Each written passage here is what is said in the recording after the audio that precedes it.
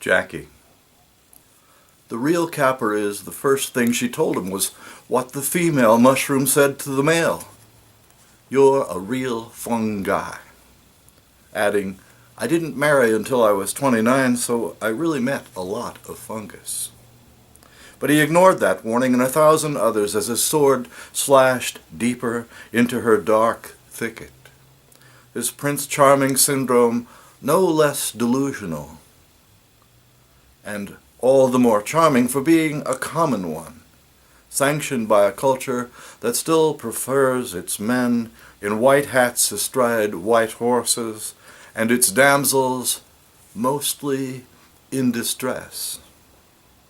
Although latterly he would confess 'twixt damsels and dragons his ability to discriminate was not always first rate. In the beginning his blonde beloved said, "Every person that you're supposed to trust in the world has proven to me that I can't trust them." Father ungallantly throwing her against walls until, in her black and blue adolescence, he died suddenly, as so often she'd wished he would. Mother diabetic, yet trying to drink herself to blindness and death, her upraised glass the wrong end of a telescope, making her universe distant, ever smaller. Elder brother, whom she says she loved, pulled the trigger anyway, chose the moment of his own last gurgling breath because his own life was too much for him. Younger brother, sexually kinky, she says, refuses to speak to him even while passing on the street. Not to mention all the other men she loved and left, all the years she tried to be an artist and paint, theorized that she never should marry someone she loved because it was essential to hoard all strong emotion for her art.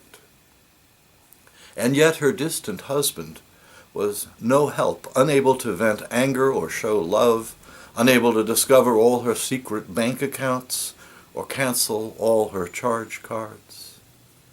One day she sobs, "I never should have had children with a man I did not love."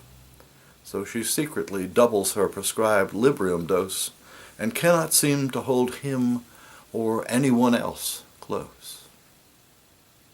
"I'll probably go crazy," this woman, who always meets the same man, tells him early, "if you turn out to be like all the rest." On his high horse, though, his hat brighter than his mind, he remained certain he was the best, unlike the rest, would remain cheerful, sweet, and kind. Cried a little at the end when he, astounded, abashed, pounded his point home, begged to know, why won't